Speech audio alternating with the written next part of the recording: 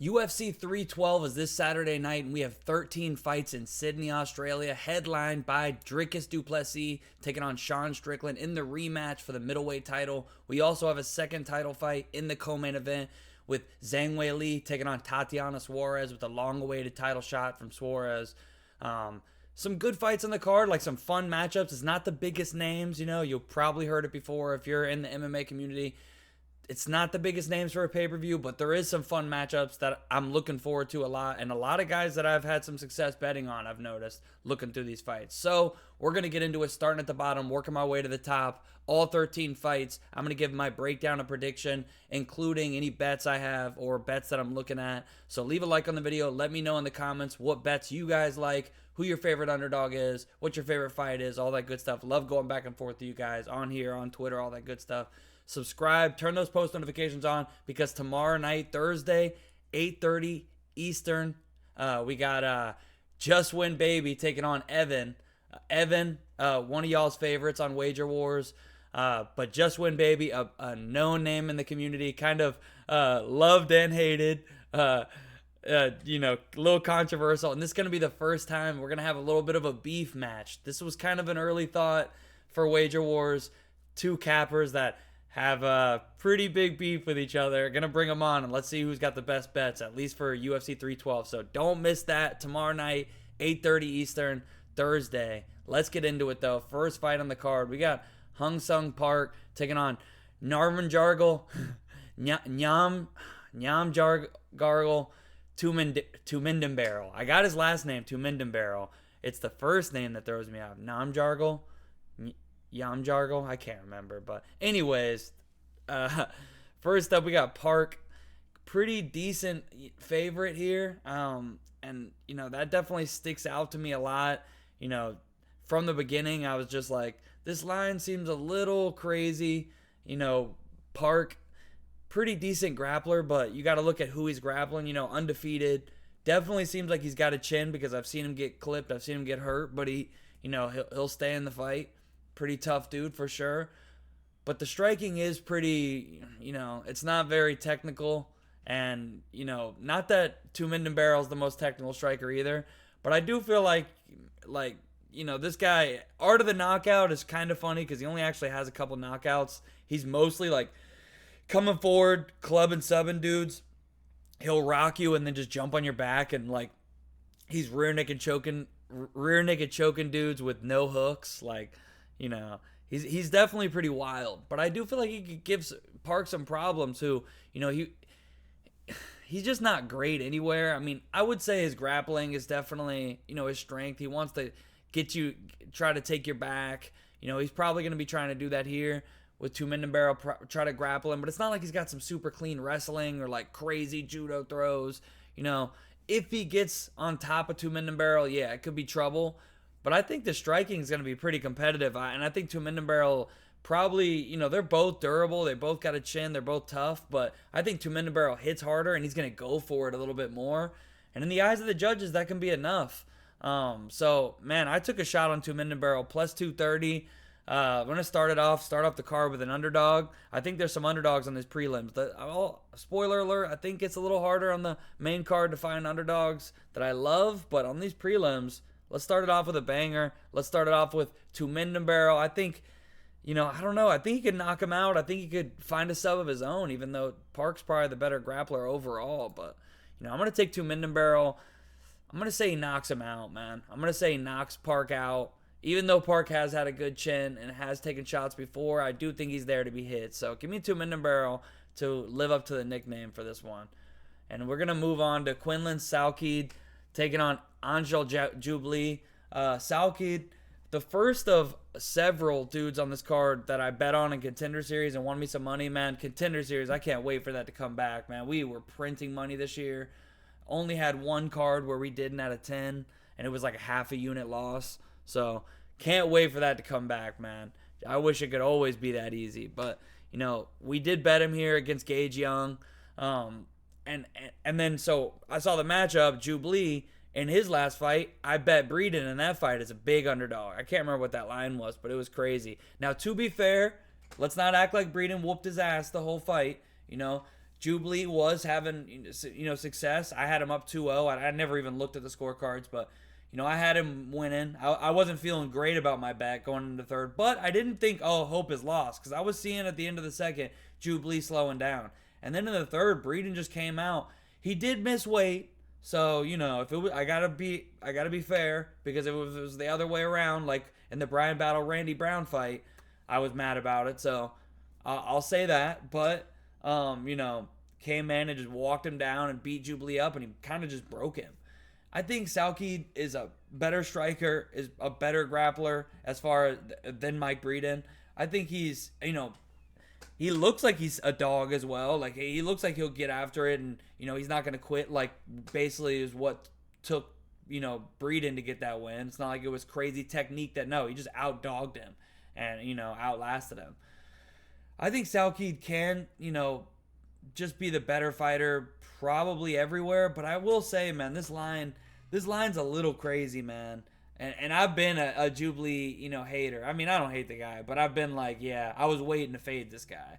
And I like Quinlan. I think this guy's good, but I don't know. I do feel like, at this point, Jubilee's like a plus 400 underdog or something like that. And I think that's a little crazy, man. And I'm not gonna lie, it pains me to say, but it's really got me like, dude, am I really gonna have to, like, if that gets to like plus 550 or something? Because I think there's like, is this? Let me see. I've been trying not to do this because I already rapped a lot at the beginning of this, but Jubilee, yeah, I'm not tripping. Plus 475.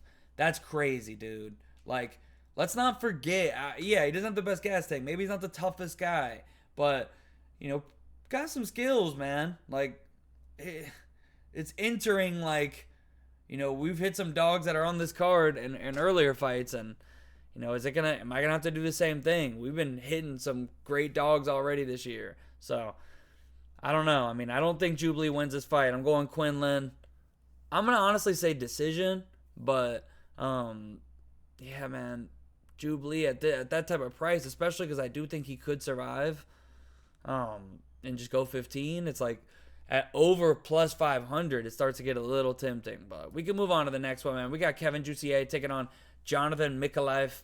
And this is another dude. I bet him in that auto fight in his last fight. Now, I will say, I'll admit, if you guys were there for the live stream, you remember, I mean, obviously he did the job and he looked good doing it. But I was like, man, like, I never, like, as a jiu-jitsu guy, I'm a purple belt in jiu-jitsu, been doing it for 10 years. But I hate when guys are going for submissions off their back, like in MMA. Like, you're going to lose rounds, you're going to lose fights doing that. But hey, it worked out there. That was a nice triangle. And I will say, even in this loss, I like Alden Bates. Alden Bates is good. We might see him in the UFC at some point. And that was a scrap, man. I went back and watched that fight yesterday, and that was a scrap, man. Mikhaev got dropped, and then 2 seconds later, he's on a takedown. He showed his heart and had his moments, man. He hurt Alden a couple times, and had a couple takedowns. Showed his just toughness and heart, dude, because he was hurt a couple times in that fight and was still fighting. Even the stoppage, it was borderline. Like, I get it because it was a long, brutal fight. But even in the stoppage, he was on a single leg still trying to fight and was like protesting the stoppage. Like, he wanted to fight. He never quit. That dude's got straight heart, and he's always going to be looking to fight. So he's going to fight for your money. And I haven't bet it yet because I really, I've never been a big Kevin Jussier guy, even though his losses are good too. Like, his losses, yeah, he's got 3, but it's Brian Battle, and then a split here. This dude's all right. I went and watched that fight. Yeah, it wasn't the most impressive, and that was only 2.5 years ago. But, his other losses, a cut stoppage at JDM. Like, Jussier is going to be the more technical striker. He's got more experience, obviously, in the UFC. But I do feel like Jonathan is just, that his forward pressure and his just, like, gritty, like, dog toughness could give Jussier some problems, who kind of wants to make it a little bit more of like a technical kickboxing match.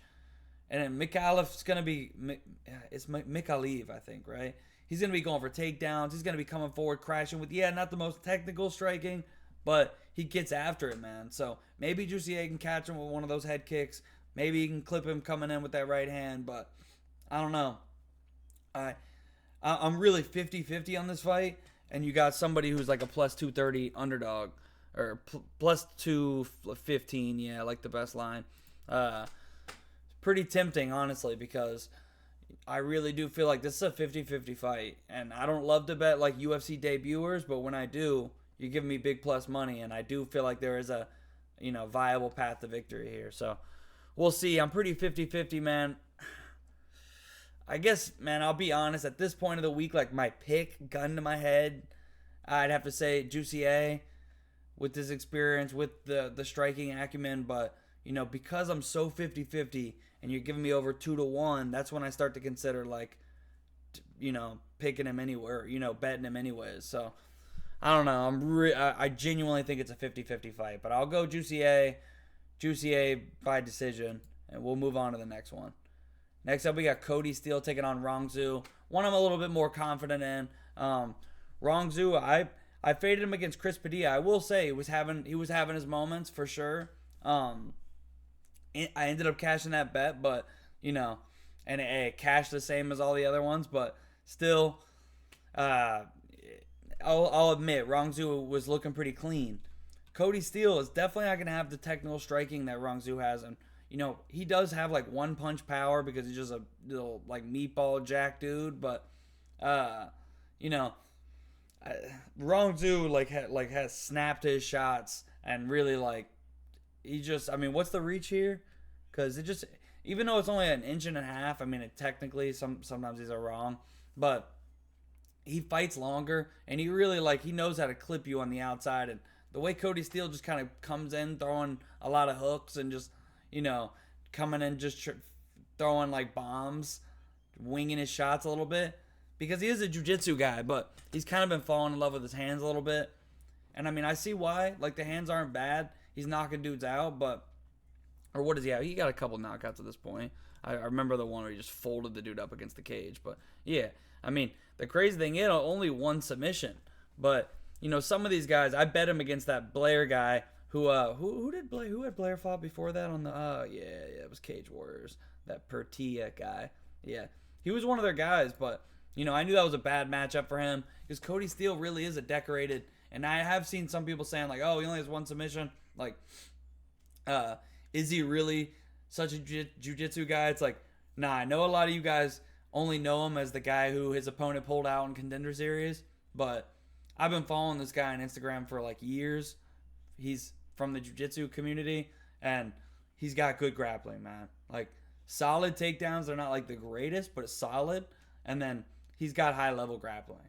So if he gets Rongzu down, he's probably submitting him. If he gets Rongzu down, which I will say, Rongzu's not he doesn't have the worst takedown defense. I don't know what, his stats might not be the best, but, I've seen him stuff takedowns well, and, I don't think he's the easiest guy to get down, but if you get him down, that's when he's not the best there for sure.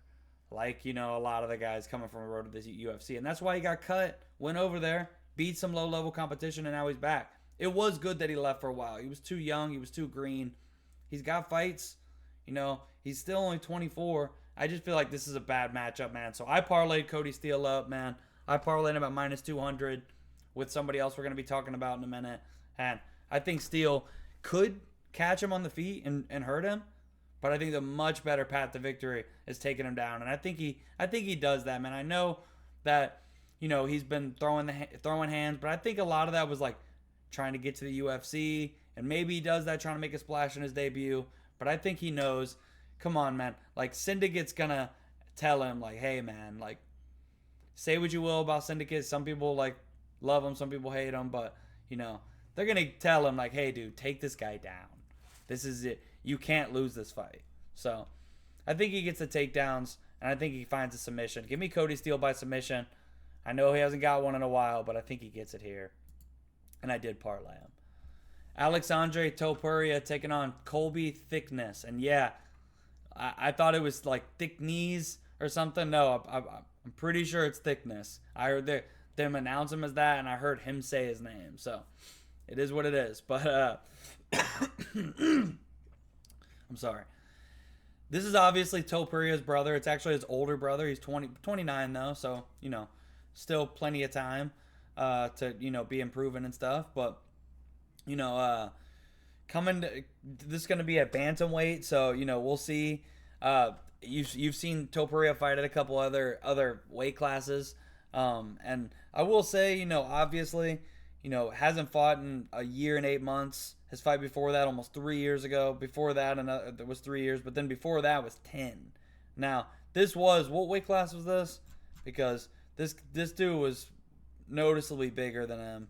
Yeah, it was 148. The dude was definitely had size on him, and he's not like the smallest guy, but he's 5'7", and he's pretty jacked. But obviously Colby's gonna have some height on him. But I will say, like, there's a definite like athleticism advantage here for Topuria, and I do feel like he's got a decent power advantage too. Like Colby, definitely more of more. He wants to grapple. His striking's not awful, but it's usually like he wants to eventually get on top of you, and he's obviously not fought like the greatest grapplers on the regional scene, so he can do that. But do I think he's gonna be able to take Topuria down? No, because honestly, even more than Ilya is. Not saying he's better grappler, but I'm just saying he is more grappler first. Like, whereas Topuria is kind of plan B.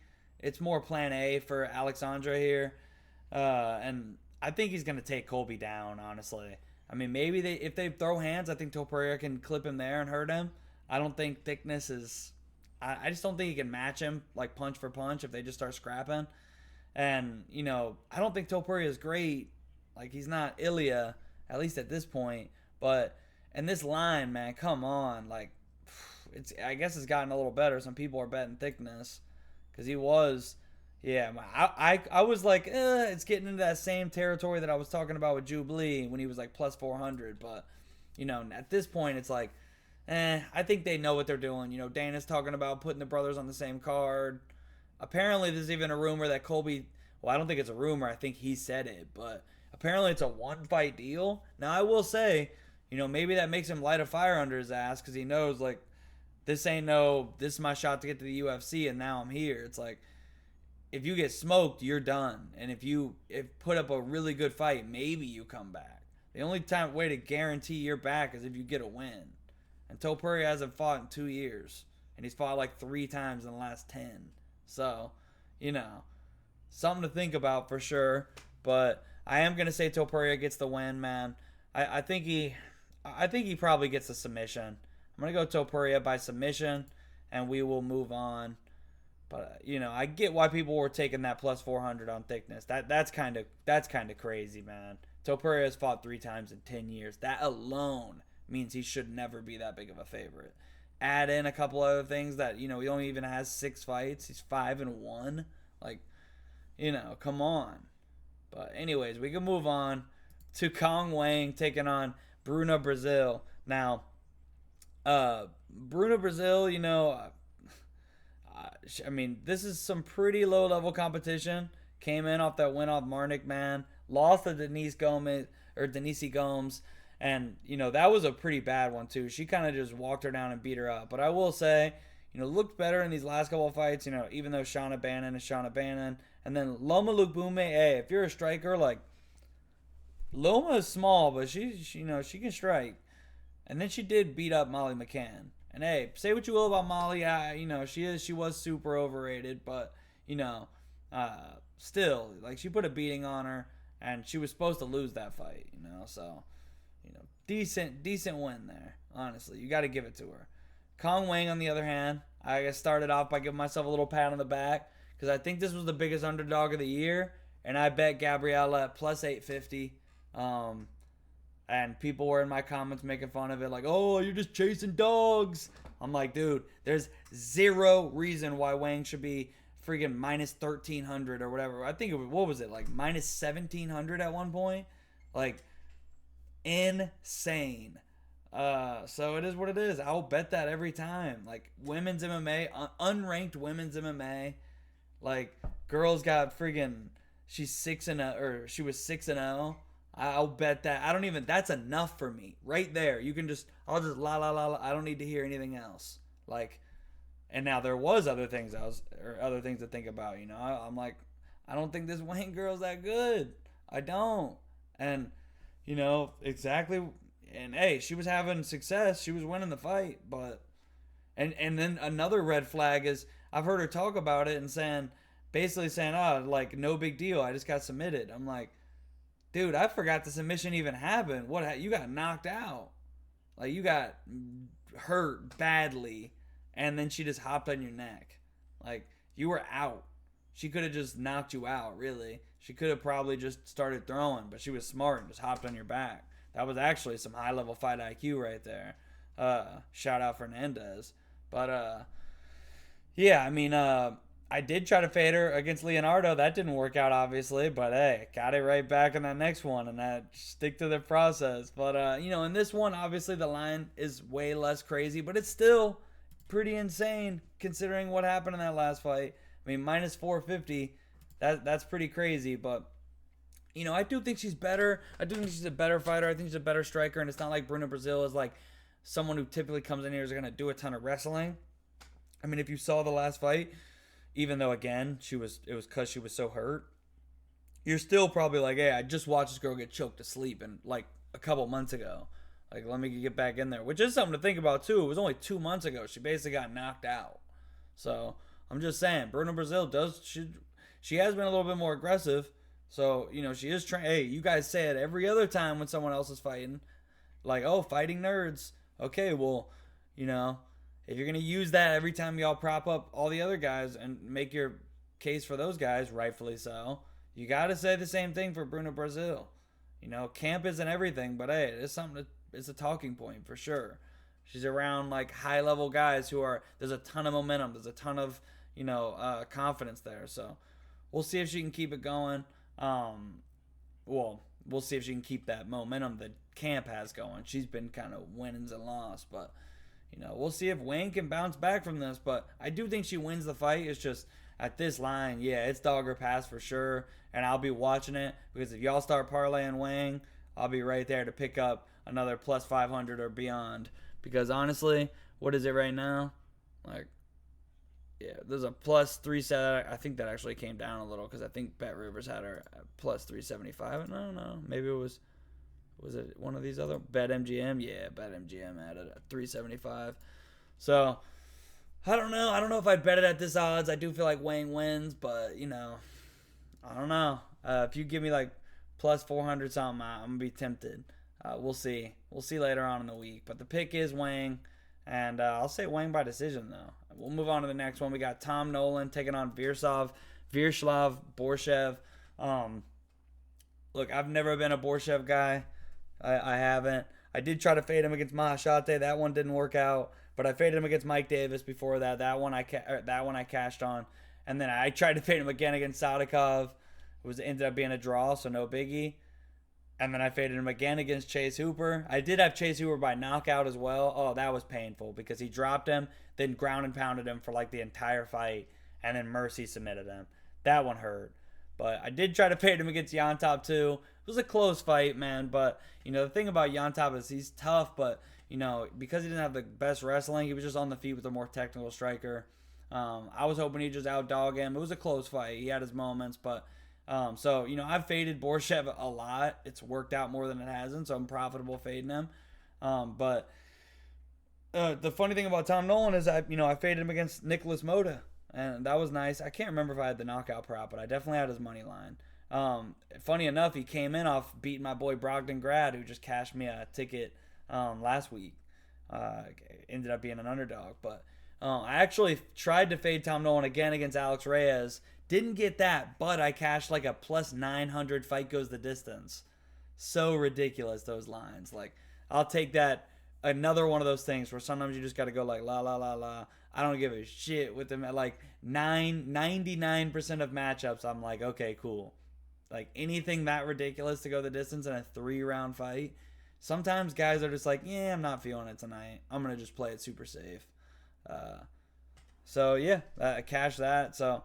but in this fight, man, I do feel like, obviously Tom Nolan's the much bigger guy. Both these guys are going to mostly want to strike. I don't really see a ton of grappling happening in this, but, I do also feel like Tom Nolan, yeah, he got knocked out by Nicholas Mota. Mota packs a punch. I really feel like he's the more durable guy. You know, Borshev also had his kickboxing career. He's taken a lot of damage. He's 33. He's been training for a lot. He's a coach at Team Alpha Male. He's had a lot more wear and tear.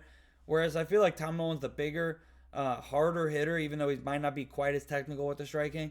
Uh, and more durable and, you know, a little bit more momentum. You know, it's kind of been, yeah, he got knocked out a couple fights ago, but I feel like, you know, lesson learned. Like, he looked good. I mean, yeah, he was supposed to finish Alex Reyes, but it is what it is, man. Alex Reyes didn't look terrible in that fight. And, you know, knocked out Victor Martinez. I'm not saying that's everything, but he's only 24 years old. You know, I still think he's going to be getting better. And I think, you know, this is probably going to be the best version we've seen of him. And I don't think the same for Borshev. So, give me Tom Nolan, man. He's an underdog slightly right now. I haven't bet it yet because the line's only coming my way. But, yeah, I think I'll be betting that. Well, I will be betting that. I'll just tell you that.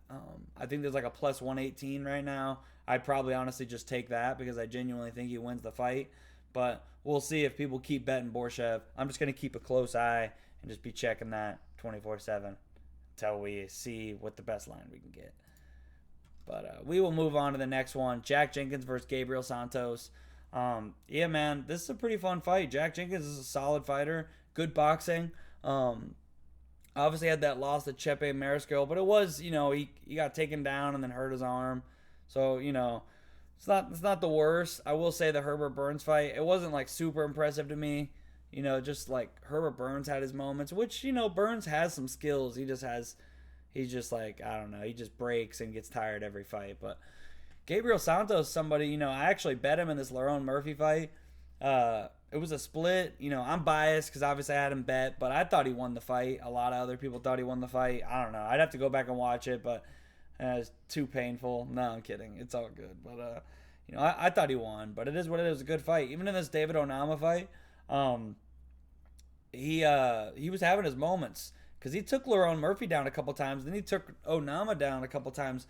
I think he took, yeah, there's like 7 takedowns between the two of them, maybe 8.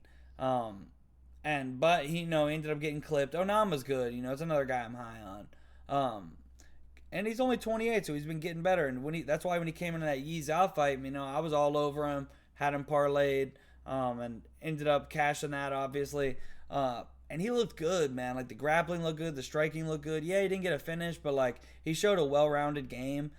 And I feel like against Jack Jenkins, man, like, he can really shine with just being a little bit more well-rounded, man. And I think, you know, he can get the takedowns here. I think he's going to be the stronger guy with more power. Jack Jenkins does have some pop in his hands, but, you know, I think Gabriel Santos can hang with him on the feet, and then he's just a much better grappler. I'm not saying Jenkins is a bad grappler, but I honestly think Gabriel Santos is, like, really good.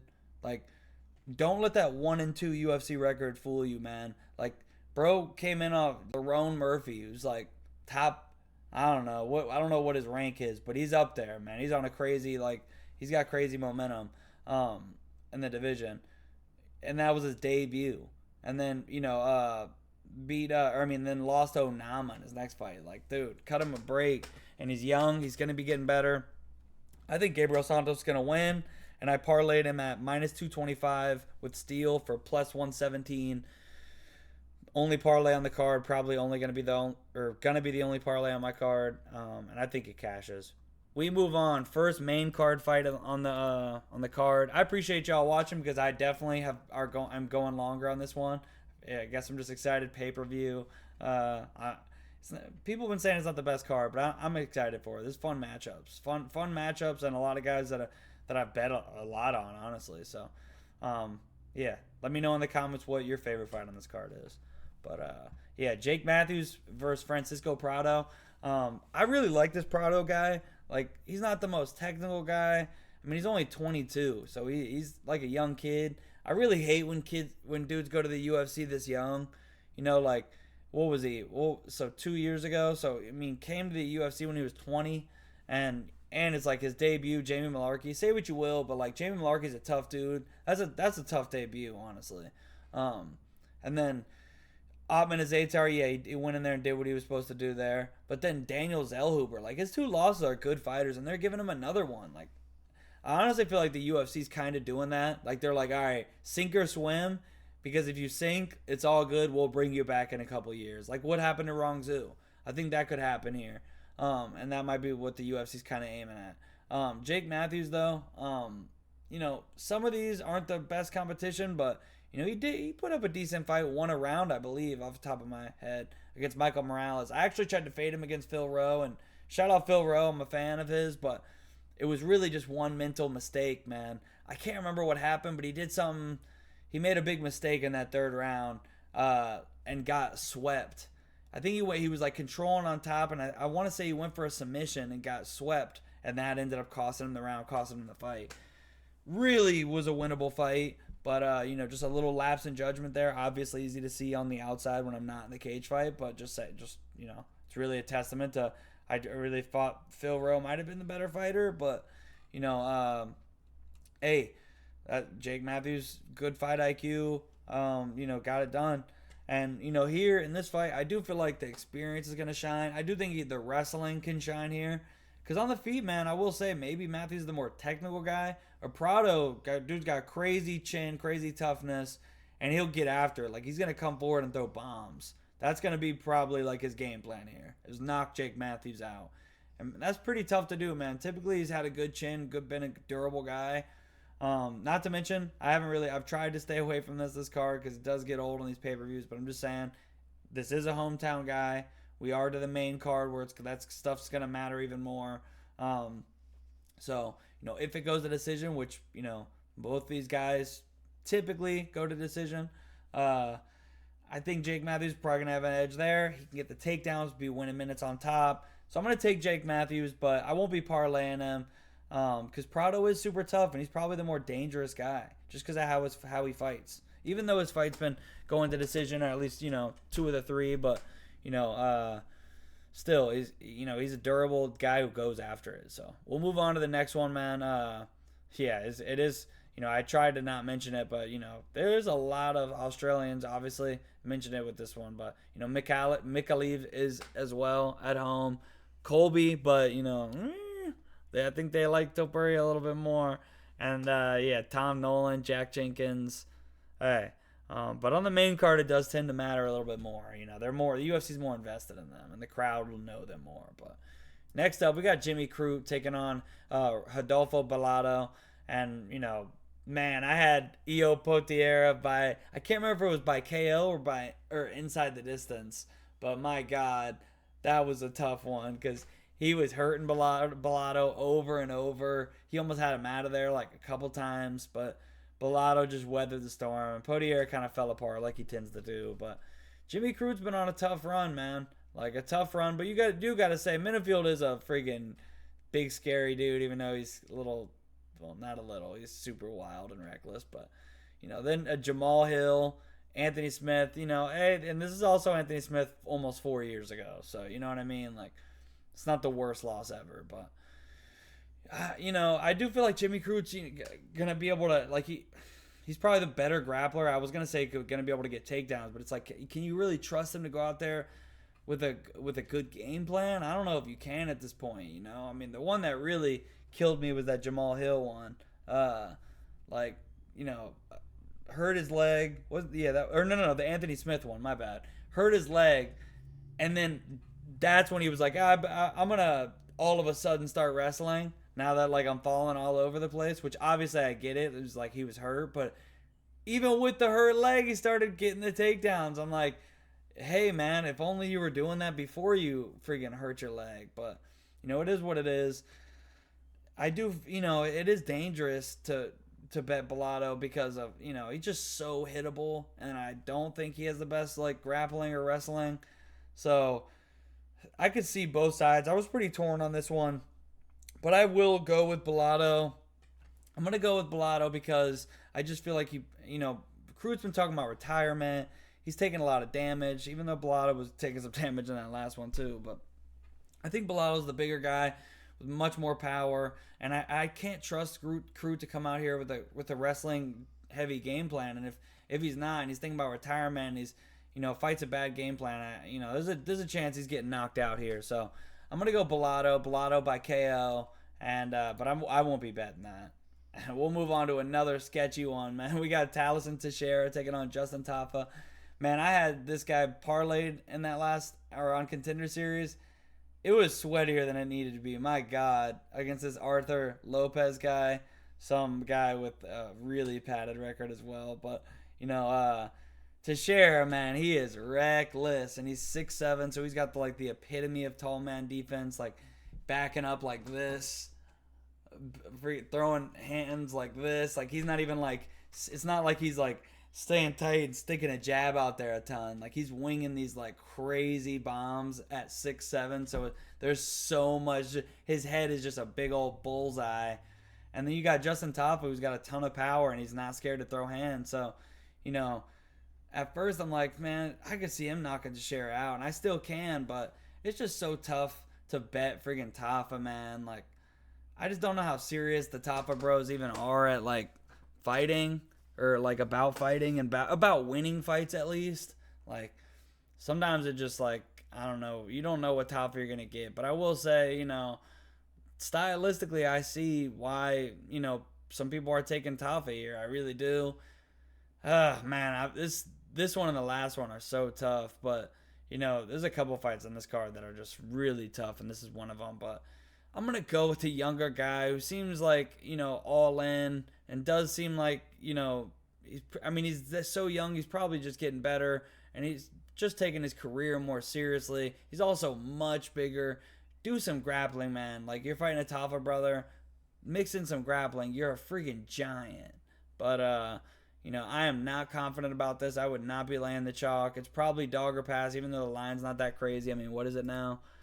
I mean, yeah, it's pick who you're gonna win when it's that close. But I do feel like I'll go with Teixeira. I'm not confident, but we can move on, man. We got the co-main event, first title fight on the card. We got Zhang Weili taking on Tatiana Suarez. Oh my God, man.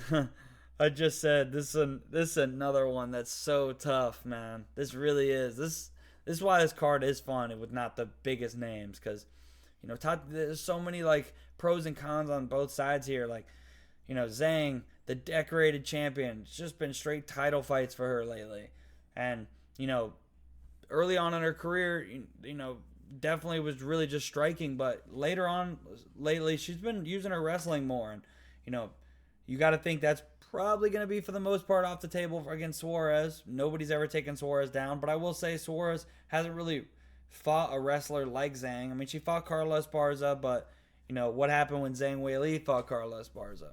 You know what I mean? She was out there taking her down easy too. So, it's tough to say. Maybe if Zhang Weili were to get her tired, she could, because I really do feel like those late rounds are, if they happen, if it makes it there, I gotta think Zhang Weili is probably starting to take over, man, because it's gonna be harder to get the takedowns, even if they're both tired. And Zhang Weili is gonna be the much faster on the feet, with more power in her hands, just more dangerous on the feet. Period. Tatiana's game is all about get on top of you, find a choke, find a submission, and Zhang's just gonna be a lot quicker, a lot more athletic on the feet, a lot more explosive. So early on, I've gone back and forth with this one, to be honest with you, man. It's like on the other side, like Tatiana, man, she went through cancer, she went through neck surgeries, like she's gone through a lot. She hasn't fought in a year and a half. Her fight before that was 6 months before that, but then which one was before that? 5.5 years. So it's another one like Alexandre Topuria, where it's like, dude, she has 5 fights in 6.5 years. Like, so inactive. Meanwhile, like in the last 5 years, or in the last 3 years, Zhang has 5. And the only reason it's even that slow is because she's the champ, and female champs aren't, like, they're just not able to fight as much. So it's tough. Tatiana's gonna be a little bit bigger, but the inactivity scares me. The injuries scare me. And Zhang, you're gonna hear it brought up that Rose was taking her down, but I will say, since then I do feel like Zhang, even Jan was taking her down, to be fair, or took her down like a couple times, but I feel like Zhang's wrestling has gotten better, and her offensive wrestling is better than her defensive. But so maybe if Tatiana can't find the submission early, in the first couple rounds. Maybe Zhang can get a takedown of her own, land some ground and pound. And not to mention on the feet, she's going to have success. So, we'll see. I'm really torn, man. This is like a coin toss to me. But I'm going to ever so slightly lean, like 51% Tatiana Suarez. I wish I could be more definitive with it, but there is some hard fights on this card to pick. So give me Suarez, but I'm just really not confident. But I'll say and new. And we'll move on to the main event, man. If you made it this far, let me know who you guys got in the main event, man. DDP or Strickland, because this is another fun one, man. And the line isn't too crazy, but it is, it's a little wider than I would have expected. The line's kind of flipped because Strickland was, a favorite in the first fight. This is obviously a rematch. The first one was in Australia. The first one was in, where was the first one at? Oh, Canada. And this one's in Australia. Why they won't give Sean a fight like at home, obviously they can't. They, maybe eventually, but no time soon going to South Africa. But kind of random. Sure, they always bring in Strickland these random countries, but DDP, I will say he's got that champ aura, man. He's gotten better at talking, and his people tend to get like 10% better when they get that belt, and it does seem like that's the case for him. He's been looking better than ever. Obviously finished Izzy in his last fight, but that kind of just took a little bit of a backseat considering what Imavov just did. But Izzy was looking good before the knockout. It just is what it is. Now you start looking at a different lens. Like, damn, Izzy's lost 4 of his last 5 or something. So pretty crazy. Or is it 3 of his last 4? Strickland, Alex, DDP, and Imavov. Yeah, 4 of his last 5. But Strickland, on the other hand, man, like, obviously, some people wanted to see Hamza, but I gotta say, like, you don't have to love his fighting style, but, he has been, putting it, that Imavov win's been aging pretty well. And, I will say, I thought he beat DDP in the first fight, but it was a super close fight. I don't really score the takedowns like some people do. Like, nothing really happened with that. And, the cut definitely looks bad to the judges, but it does look like it was a headbutt. So, I don't know. It was a really close fight. It wasn't a robbery. It could have went either way. I scored it for Strickland. I just thought he landed the better, more impactful shots, but, it was a close fight. And I do feel like the judges don't really like Strickland's style, man. And I do feel like this is probably going to go 25 again, man. I think it goes 25. And the judges don't like Strickland's style. Look, this freaking Costa fight was a split. That was the most dominant 25 or freaking clear cut 50-45. Like, it wasn't. I don't know how Costa could have won a single round, but and then in the DDP fight, it's like you see that he outlanded him in like every round, but the judges, I don't think, maybe the judges don't like Strickland, or maybe I don't know if it's some big conspiracy that the UFC, like, some people are like, oh, they don't want him as champ. He's a liability. I don't know. In Trump's America, I don't think it matters too much. But, I don't think it's that. It's just I do feel like the judges are like, not just they just don't like him as a person, but then also because, man, they're human. Like, if it's close, they're probably not giving it to the guy they dislike. And then also, a lot of people think his style's boring. So if they think the round was boring because of him, and they don't like him, and it was close, it's probably going the other way. And you do gotta mention that DDP probably can get a couple takedowns. It would be interesting to see Sean try to go for some takedowns, because Sean's got underrated grappling. I know he's got that, since the motorcycle injury, his knee and his friggin', what is it? Just his whole friggin' leg is just jacked up. But it'd be interesting to see him try to go for some takedowns of his own, because we've seen DDP get taken down. But I can trust DDP to go for a couple. And the judges are just going to like his style more. So I hate to say it, man, because I like both these guys. I actually really do. I've grown to like DDP, and I've liked Sean. Even I don't agree with a lot of the stuff he says, but I like Sean. So I like both these guys, but I got to ever so slightly lean to the champ. He's got that champ aura. The judges are going to like his style more if it's a close round. I think it probably will be another close fight. Could be another split decision. I'm going to go DDP and still, but I'm not betting on it. And if you're betting on it, I feel like you got to go Sean. Plus 175 or something. I mean, it's probably going to decision, man. I mean, some people are saying DDP finishes him. I mean, it's possible, but I think this is going 25. So I'm gonna go and still, but I am not confident. Uh, yeah, man. Like, there's some fights that I'm confident in, but there's like 3 or 4 fights on this one that are really hard. I like to be more decisive with my picks, but I got to be real with y'all. So I'll run through my picks real quick. I'm going DDP by decision. Tatiana Suarez, I'm gonna say by submission. I'm going Taliesin Teixeira by knockout. I'm going Adolfo Balado by knockout. Jake Matthews by decision. Gabriel Santos by submission. By decision. Tom Nolan by knockout. Kong Wang by decision. Alexandre Topuria by submission. Cody Steele by submission. Kevin Jussier by decision. Quinlan Salkeed by, I'm going to go decision. And Tu Minden by knockout. And as far as my bets, I already have Tu Minden locked in plus 230. I have the Steele Santos parlay plus 117. I told you guys I'm betting Nolan. I'm just waiting to see what I can get that line at.